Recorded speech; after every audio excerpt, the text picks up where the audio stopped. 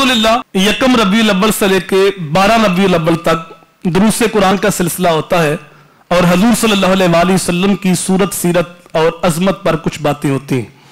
लेकिन इस साल मेरे सामने एक हदीस है, मोमिनों की मां से जब पूछा गया कि हजूर सल्लल्लाहु अलैहि वसल्लम के अखलाक कैसे थे, तो आपने सूरह मोमिनून की 10 आयतें तलावत की।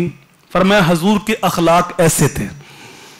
तो मैंने इस साल 12 दुरूस के अंदर उन 10 आयात का इंतखाब किया है जो यकम रबीउल अव्वल से लेकर 12 रबीउल अव्वल तक फजर की नमाज के बाद 35 मिनट का बयान होगा। उसके अंदर उनका तर्जमा और तफसीर आपके सामने रखी जाएगी, इस उम्मीद के साथ रब की बारगाह में इल्तिजा करते हुए कि अल्लाह हमें भी हजूर की सीरत का अक्स अता कर दे और हमें भी हजूर सल्लल्लाहु अलैहि वसल्लम की पैरवी करने की मालिक तौफीक अता फरमा दे। तो आप खुद भी और दोस्त अहबाब को भी दावत दे कि फजर की नमाज इस मस्जिद में ये 12 दिन अदा कर ले। अल्लाह ताला हम सबको हजूर की सीरत का नूर अता फरमाए।